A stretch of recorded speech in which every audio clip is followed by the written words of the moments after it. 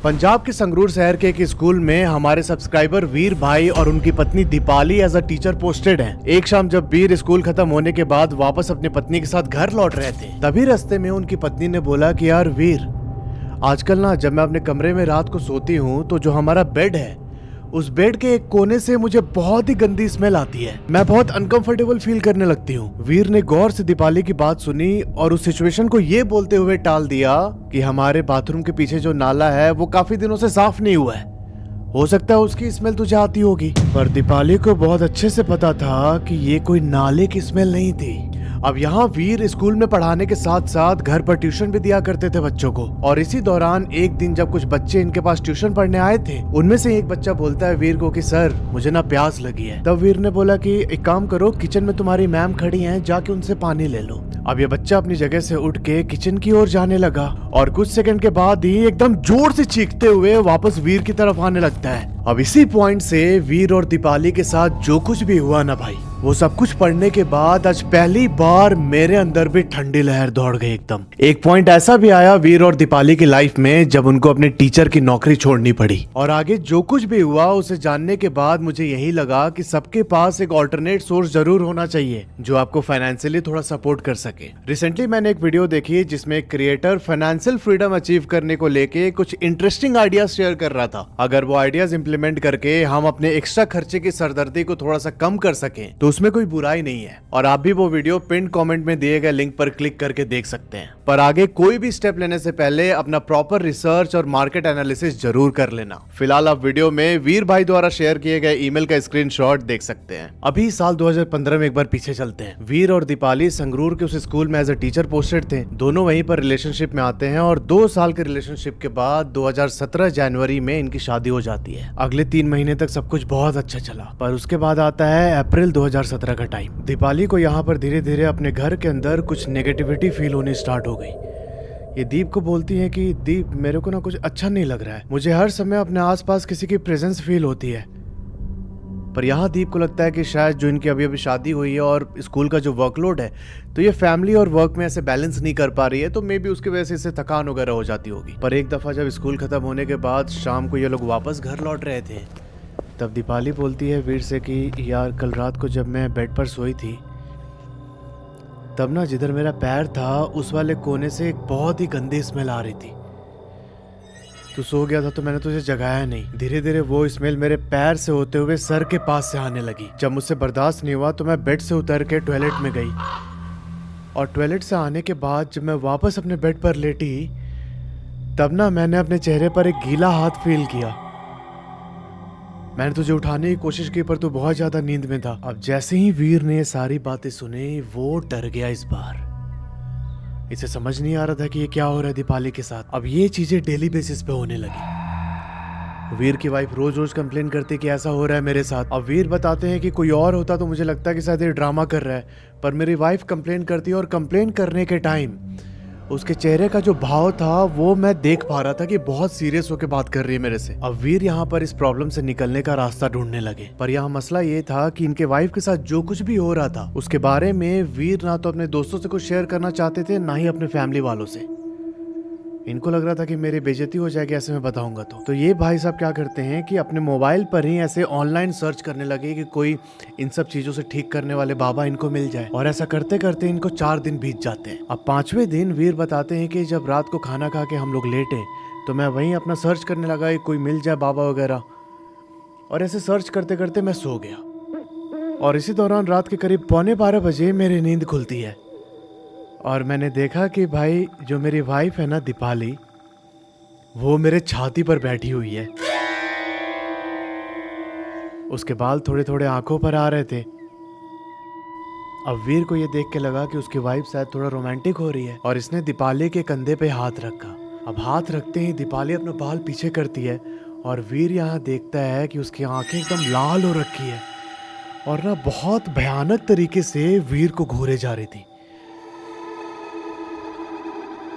वीर बताते हैं कि मुझे ऐसा लग रहा था कि ये मुझे अभी जान से ही मार देगी। उस समय वीर ने कुछ रिएक्ट नहीं किया। ये चुपचाप वाइफ को अपने ऊपर से हटा के साइड में लिटा देते हैं और अपना फेस दूसरी तरफ करके ऊपर चद्दर डाल लेते हैं। अगली सुबह इन्होंने अपनी वाइफ से पूछा कि ये सब तेरे साथ कब से हो रहा है, मतलब शादी के बाद ये सब स्टार्ट हुआ या फिर पहले से ही हो रहा है। यहाँ पर वीर की वाइफ ने बताया कि ये तो बहुत पहले से मेरे साथ होते आया है, लेकिन पहले ऐसा होता था कि 6-7 महीने में कभी एक बार ऐसा फील हो गया, पर शादी के कुछ टाइम के बाद से लगातार मेरे साथ ये सारी चीज़ें हो रही हैं। इस टाइम पर वीर ने अपनी पत्नी को ये नहीं बोला कि कल रात उसकी आंखें एकदम लाल हो रखी थी। ये लोग चुपचाप बात खत्म करके स्कूल चले जाते हैं पढ़ाने के लिए। अब उसी शाम को जब ये लोग वापस घर आए स्कूल से, तब ना वीर का एक दोस्त इनसे मिलने आता है। वीर बताते हैं कि ये कई बार घर पर आ चुका है और उस शाम को वो मेरे लिए कुछ मिठाई लेके आया था। घर के गेट पर खड़े होकर इसने मुझे कॉल किया कि वीर बाहर आ जा, मुझे कुछ देना है। वीर गया अपने घर के बाहर। वीर के दोस्त ने इसको मिठाई का डब्बा दिया तो वीर इससे बोलता है कि भाई आना अंदर, चाय पी के चले जाना वापस। अब इस टाइम जैसे ही वीर का दोस्त उसके घर के अंदर एंटर करता है, तो एंटर करते ही भाई इसने बोला कि वीर भाई यहाँ मुझे बहुत घुटन हो रही है, बहुत नेगेटिविटी फील हो रही है तेरे घर के अंदर मुझे। फिर इसे वीर अपने बेडरूम में लेके गया और बेडरूम के अंदर जाते ही इसका दोस्त ना खांसते हुए बाहर निकलता है।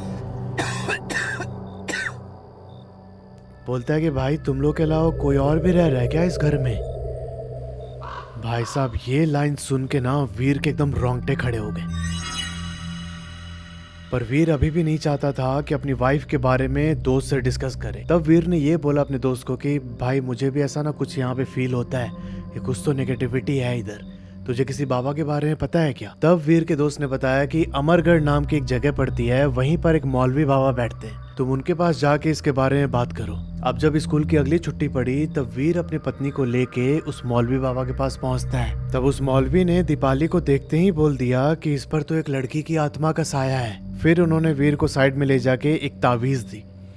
बोला कि इस तावीज को अपने बेड के अराउंड 7 बार घुमाना और घुमाने के बाद इसे अपने बीवी के तकिए के नीचे रख देना, और ये सब काम तुम्हें 6 बजे के पहले ही करना है। वीर वो ताबीज लेके चुपचाप वापस अपनी वाइफ के साथ घर आ जाता है, और जब ये लोग बेडरूम के अंदर बैठे हुए थे तभी वीर ने वो ताबीज निकाला, और जैसा बाबा ने बोला था कि बेड के अराउंड 7 बार घुमाना है, वीर ने जैसे ही वो काम करना स्टार्ट किया ना, भाई साहब उसकी जो वाइफ थी वो अपने मन में कुछ बड़बड़ाने लगी।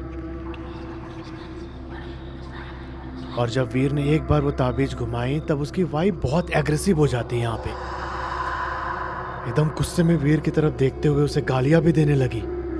वीर एकदम शॉक हो गया कि भाई इतनी शांत रहने वाली मेरी बीवी ऐसे मेरे को गाली कैसे दे सकती है। वीर यहाँ पर अपनी बीवी की तरफ देखते हुए जब दूसरी बार उस ताबीज को घुमाता है ना बेड के अराउंड, तब उसकी बीवी एक दूसरे ही आवाज में बोलती है कि तुझे क्या लगता है ये ताबीज तुझे बचा लेगी। मैं चुपचाप शांति से इसके साथ रह रही थी, पर उस मौलवी से ये ताबीज लाके तूने मुझे बहुत गुस्सा दिला दिया है। अब देख मैं बताती हूँ कि मैं कौन हूँ। इस टाइम पर वीर एकदम डर जाता है, पर फिर उसे मौलवी की बात याद आती है। उन्होंने बोला था कि ये तुझे डराएगी, तुझे धमकी देगी, तेरे सामने गिड़गिड़ाएगी भी, पर कुछ भी हो जाए तू एकदम सख्ती से खड़े रहना। तुझे जो काम दिया है मैंने वो करके ही तू वहां से हिलेगा, वरना अगर तू थोड़ा भी कमजोर पड़ा ना तो ये तेरे ऊपर हावी हो जाएगी। वीर ने यहाँ पर हिम्मत बनाई और उस तावीज को 7 बार बेड के अराउंड घुमाने के बाद अपनी बीवी के तकिए के नीचे रख दिया। जैसे उसने ये काम किया, उसकी जो बीवी थी ना वो एकदम गिड़गिड़ाने लगी, एकदम रोने लगी उसके सामने कि प्लीज ये तावीज हटा दे, प्लीज हटा दे, प्लीज। 15 मिनट तक वो गिड़गिड़ाते रही। वीर बताते हैं कि अपनी वाइफ की हालत देख के मैं भी बहुत परेशान हो गया, मुझे उस पर तरस आने लगी, पर मैंने वो ताबीज तकिए के नीचे से नहीं हटाया। अब 15 मिनट के बाद मेरी बीवी फिर से अग्रेसिव हो जाती है। वो ना मुझे नोचने लगी एकदम, और बार बार गाली दे के बोलने लगी कि ये ताबीज तुझे नहीं बचा सकता, तू ये बहुत गलत कर रहा है, तुझे बहुत भारी पड़ेगा, ये ताबीज हटा दे। इस टाइम पर वीर को मौलवी की एक और बात याद आती है। उन्होंने बोला था कि अगर ये एग्रेसिव हो तो तुम भी हो जाना, कमजोर नहीं पड़ना एकदम।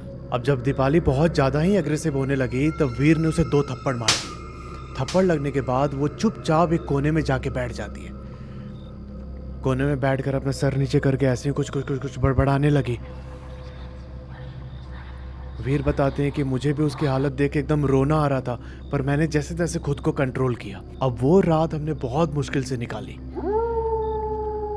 अगले दिन वीर ने फिर से मौलवी से फोन पर बात की। तब मौलवी ने अपने घर से ही क्रिया करना स्टार्ट कर दिया। उन्होंने बोला कि ये बहुत ही शक्तिशाली आत्मा है, इतनी आसानी से साथ नहीं छोड़ेगी। मुझे अगले कुछ दिनों तक क्रिया करना पड़ेगा ताकि मैं इसकी शक्ति को कमजोर कर पाऊँ। वीर बताते हैं कि उस मौलवी बाबा ने अगले 10-15 दिनों तक वहीं से कुछ क्रिया करते रहे, पर दीपाली की हालत में कुछ ज्यादा सुधार नहीं हुआ। हफ्ते भर के बाद उसकी हालत और भी ज्यादा खराब होने लगी। अच्छा, यहाँ पर दीपाली का बिहेवियर जो वीर के मम्मी पापा थे उनके साथ भी बहुत खराब हो गया। वीर बेचारा दोनों तरफ से पिसे जा रहा था, ये बहुत ज्यादा ही परेशान रहने लगा। और इसी बीच आता है जून का टाइम। वीर बताते हैं कि मैं स्कूल में पढ़ाने के अलावा बच्चों को ट्यूशन भी दिया करता था। तो ऐसे ही एक दिन जब बच्चे मेरे घर पर ट्यूशन पढ़ने आए थे तो उनमें से एक बच्चा बोलता है कि सर मुझे ना प्यास लगी है। मैंने बोला कि तुम्हारी मैम है किचन में, जाके उनसे पानी ले लो। वीर बताते हैं कि वो बच्चा किचन की तरफ गया और थोड़ी देर के बाद चिल्लाता हुआ मेरी ओर भाग के आता है। मेरे पास आके बोला कि सर वो मैम तो, और ऐसे बोल के ना रोने लगा जोर जोर से। वीर दौड़ के गया किचन में देखने के लिए कि क्या हुआ दीपाली को। और यहाँ वीर देखता है कि दीपाली ने अपनी दोनों कलाई काट रखी है। पूरे फ्लोर पर ब्लड था।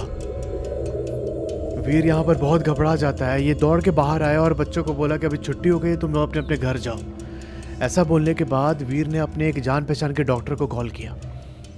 डॉक्टर बोला कि ठीक है, लेके अपने वाइफ को आ जा मेरे क्लिनिक पे। वीर वहाँ पहुँचता है। डॉक्टर ने सारी मरहम पट्टी की और मरहम पट्टी करने के बाद वीर से बोला कि यार हर हस्बैंड वाइफ में लड़ाई होती है, इस तरीके से तो मत लड़ो कम से कम, कैसी नौबत आ जाए। अब वीर बताते हैं कि अब क्या ही समझाता मैं डॉक्टर को। अब वो वीर का फैमिली डॉक्टर था तो उसने हाथ जोड़ के रिक्वेस्ट किया कि भाई प्लीज कुछ भी हो जाए ये सब बातें ना बाहर नहीं आनी चाहिए, मेरी इज्जत चली जाएगी और प्लीज मत बताना किसी को भी। वो डॉक्टर भी बोला कि ठीक है जाओ, तुम लोग के हस्बैंड वाइफ के बीच का मामला है, मुझे क्या करना है। अब वहां पर मरहम पट्टी करा के वीर ने अपनी वाइफ को गाड़ी के पीछे वाली सीट पर बैठाया और खुद ड्राइव करके घर की तरफ आने लगा। अब किचन से लेके डॉक्टर के पास मरहम पट्टी करवाने तक वीर की वाइफ ने एक शब्द नहीं बोला था। और जब वीर अपनी वाइफ को लेके वापस घर आ रहा था तब इसे सुनाई देता है कि पीछे से इसकी वाइफ के कराहने की आवाज आ रही है। कुछ टाइम के बाद वीर ने पीछे मुड़ के देखा अपनी वाइफ की तरफ। तब उसकी वाइफ बोलती है कि कब तक बचाएगा इसे। ये लाइन सुन के वीर एकदम सहम जाता है, पर यहाँ हिम्मत दिखाते हुए बोलता है अपनी वाइफ से कि तू जो भी है हमारा पीछा छोड़ दे, वरना जो मौलवी बाबा है ना उनसे बोल के मैं और ज्यादा शक्ति का उपयोग कराऊंगा तेरे ऊपर, वो सब फिर तो बर्दाश्त नहीं कर पाएगी, हमें छोड़ के चली जाए यहाँ से। तब यहाँ पर दीपाली एकदम कृपी तरीके से हंसने लगी, बोलती है कि पहले अपने मौलवी बाबा को कॉल तो कर एक बार। वीर यहाँ पर एकदम डरते हुए कॉल मिलाता है मौलवी बाबा को।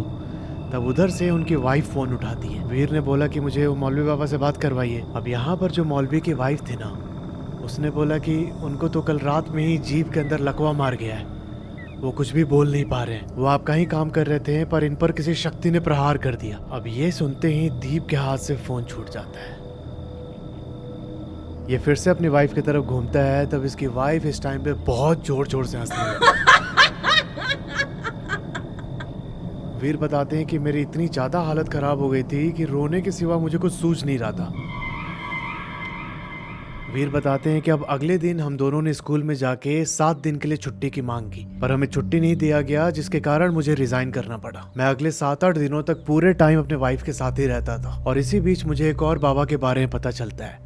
इन बाबा का जो आश्रम था वो लुधियाना और संगरूर के बीच एक जगह पड़ती है जिसका नाम है धूरी। धूरी के अंदर वो बाबा अपने आश्रम में बैठते थे। तब मैंने डिसाइड किया कि मैं अपनी वाइफ को लेके उन बाबा के पास जाऊंगा। पर यहाँ जो आगे चीजें होने वाली थी ना, ये मेरे या आपके इमेजिनेशन से बहुत ही ऊपर की चीज है। इसीलिए मैंने वीडियो में बताया था कि मरून फाइल्स पर कोई भी कहानी पढ़ते समय मेरे अंदर भी पहली बार ठंडी लहर दौड़ी है।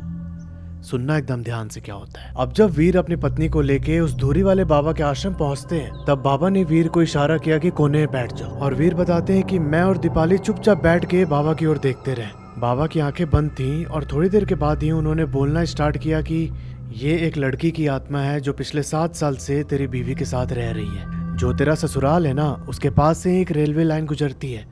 शादी से पहले एक शाम जब तेरी बीवी उस रेलवे लाइन से गुजर रही थी तभी इस लड़की की आत्मा उसके साथ आ गई। जब ये 22 साल की थी तब वो अपने गांव के एक लड़के के साथ शादी करना चाहती थी, पर शायद पंजाब में ऐसा होता है कि अपनी बिरादरी या अपने गांव में शादी नहीं होती।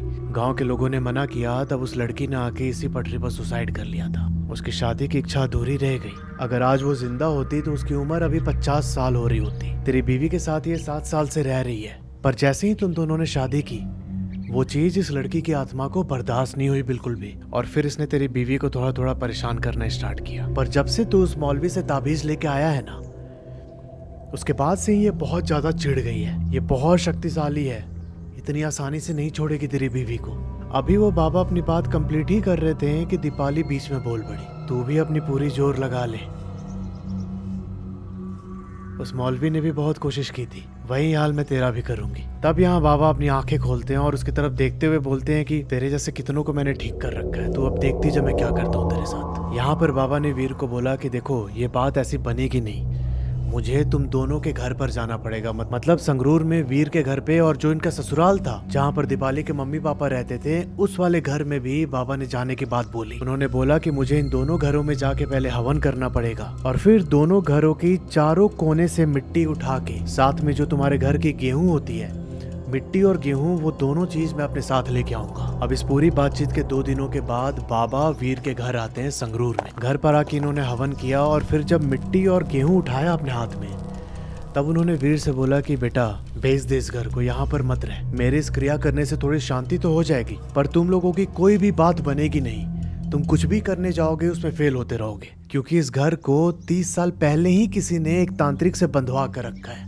तो हमेशा ही इस घर में नेगेटिविटी बनी रहेगी। इसके बाद वो बाबा जी वीर के ससुराल जाते हैं। जब वो ससुराल वाले घर में पहुंचे, तब उन्होंने बोला कि सारी दिक्कत की असली जड़ तो यहीं पर है। इसी गांव की रेलवे की पटरी से सारा किस्सा शुरू हुआ था ना, तो यहीं पर खत्म करना पड़ेगा। उस दिन बाबा ने वीर के ससुराल में हवन नहीं की।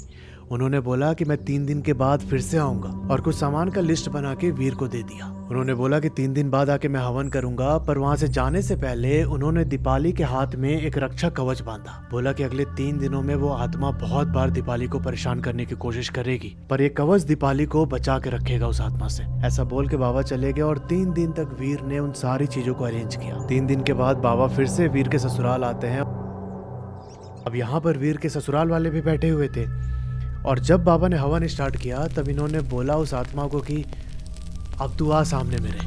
वो आत्मा वीर की बीवी के शरीर में ना आकर उनकी साली में प्रकट हो गई, जो दीपाली की बहन थी। वीर की साली यहाँ पर हंसने लगी जोर जोर से। तब बाबा ने बोला कि तू ये सब क्यों कर रही है, लड़की का पीछा क्यों नहीं छोड़ देती। तब वीर की साली में से उस लड़की की आत्मा की आवाज आती है, और वो बोलती है कि उस शाम को ना दीपाली ऐसे रेलवे ट्रैक पर घूम रही थी, और इसने परफ्यूम लगाया हुआ था जो मुझे बहुत ज्यादा पसंद है। पर जब इसकी शादी हुई तो मैंने देखा कि ये बहुत ज्यादा खुश है, जिंदगी में वो सारी चीजें कर रही थी जो मैं नहीं कर पाई, और इसी वजह से मैं इसके साथ रहना चाहती हूँ, और मैं इसे अपने साथ लेकर ही जाऊंगी। तो उससे जो बन पाता है तू कर ले।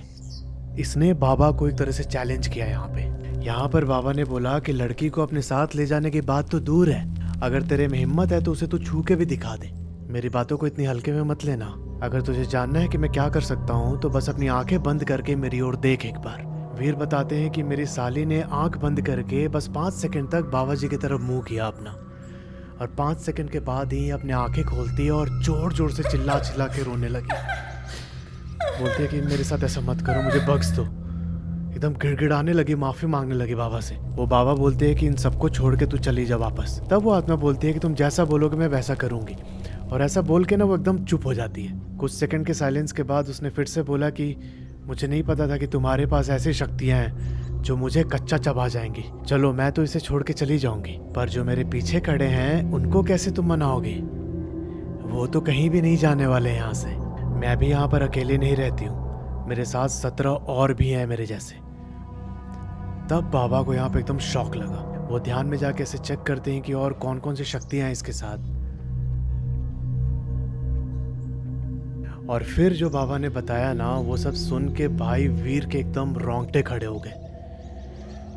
उन्होंने बोला कि यहाँ पर इस स्पिरिट के अलावा दीपाली के पापा की आत्मा, दीपाली की जो दादी हैं उनकी आत्मा, और दीपाली के पापा के 2 कजन भाई थे, उन दोनों ने एग्रीकल्चरल पेस्टिसाइड पी के अपनी जान दी थी। उन दोनों की आत्मा भी है इधर, और इन्हीं दोनों आत्मा के परेशान करने की वजह से जो दीपाली के पापा थे उनकी डेथ हुई थी। अब इन 4-5 लोगों के अलावा और भी स्पिरिट्स वहां पर मौजूद थी। अब ये सब बाबा बता ही रहे थे वहां बैठ के कि एक कोने से जो वीर के ससुर की स्पिरिट थी वो खड़े होके बोलती है कि ये मेरा घर है, मैं यहाँ से कहीं नहीं जाऊंगा। और लिटरली वो स्पिरिट सबको दिखाई दे रही थी। बाबा ने बोला कि बेटा देखो, ये ना बहुत ही कॉम्प्लेक्स सिचुएशन है। अभी जो मैं हवन और ये सब कर रहा हूँ, इससे बात बनेगी नहीं। इसके लिए कुछ बड़ा करना पड़ेगा। मैं कुछ दिन के बाद फिर से अपनी पूजा चालू करूंगा। तब तक उन्होंने एक काली माता की मंदिर उसी घर के अंदर स्थापित की। उन्होंने बोला कि जब तक इसका पक्का इलाज नहीं हो जाता, ये मंदिर तुम लोगों की रक्षा करेगी। पर इस टाइम तक बाबा ने जो वो लड़की दीपाली को परेशान करती थी, उसकी स्पिरिट को अपने वश में कर लिया था। और फिर बाबा ने वीर को सामान की लिस्ट पकड़ाई। वीर बताते हैं कि टोटल 25,000 रुपये का सामान था। और उन्होंने बोला कि अगला जो हम हवन करेंगे उससे पहले तुम्हें सारे सामान को मेरे सामने रखना है। उस सामान के लिस्ट में बकरा, मुर्गा, सिंदूर, पान और बहुत सारी अजीबोगरीब चीज़ें थी। वीर बताते हैं कि अगले 2 दिन तक मैं सारे सामान को इकट्ठा करते रहा, जिसमें मेरी हालत ख़राब हो गई। फिर जब पूरी सामग्री मेरे सामने आ गई, तब मैंने बाबा को कॉल करके बोला और बाबा ने एक शेड्यूल फिक्स किया कि इस टाइम पर हम हवन करेंगे। पर इस बार हवन वीर के ससुराल में नहीं, बल्कि बाबा की जो तपोस्थली थी, जहाँ पर वो ध्यान करते थे, वहां पर रखा गया था। अब वीर के मम्मी पापा, दीपाली और वीर के ससुराल वाले, ये सारे लोग बाबा के आश्रम पहुंचते हैं। रात को 10 बजे बाबा ने हवन स्टार्ट किया। वीर बताते हैं कि जैसे जैसे हवन स्टार्ट हुआ, एक बहुत ही अजीब सा एटमॉस्फेयर बन गया था उस जगह पे। अब करीब 1 घंटे बीतने के बाद ऐसी ऐसी आवाजें सुनाई देने लगी इन लोगों को कि इनके अंदर ना एकदम डर बैठ जाता है। बाबा ने यहाँ पर सबके हाथ में रक्षा सूत्र बांधा और बोला कि डरना नहीं है बिल्कुल भी। ये जो भी आत्माएं हैं, ये अलग अलग रूप धर के तुम्हारे सामने आएंगी, पर तुम लोगों को बिल्कुल भी घबराना नहीं है। अब जितने भी हवन सामग्री बाबा ने मंगवाए थे, उसमें उल्लू की एक हड्डी भी थी। वीर बताते हैं कि जैसे ही बाबा ने उस उल्लू की हड्डी को हवन में डाला, दीपाली जमीन पर लेट के अपने शरीर को मरोड़ने लगी एकदम। अब जिस समय दीपाली अपने शरीर को मरोड़ रही थी, उसके आसपास से कभी खरगोश निकलता, कभी सांप निकलता, कभी बिल्ली दिखाई देती। पर बाबा ने एकदम सख्त हिदायत दी थी कि कोई भी उनकी तरफ अपना ध्यान नहीं देगा। जब दीपाली ने अपने शरीर को चीखते हुए एकदम ट्विस्ट कर लिया, तब बाबा उसे पकड़ लेते और पकड़ के बाबा ने बोला कि इसके शरीर को छोड़ के चले जा, वरना जो तेरे साथ होगा उस पर मेरा भी कोई कंट्रोल नहीं है।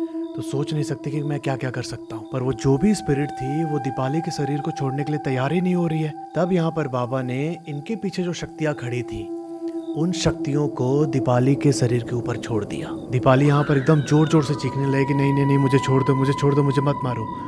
वीर ये सब देख के घबरा गया। तब बाबा बोलते हैं कि चिंता मत करो, ये मेरे इष्ट हैं जो इन आत्माओं के पीछे पड़ चुके हैं, कुछ भी नहीं होगा, तुम्हारी वाइफ बिल्कुल सेफ है। और उसके कुछ टाइम के बाद ही ये सारी आत्माएं उनके सामने आने लगी।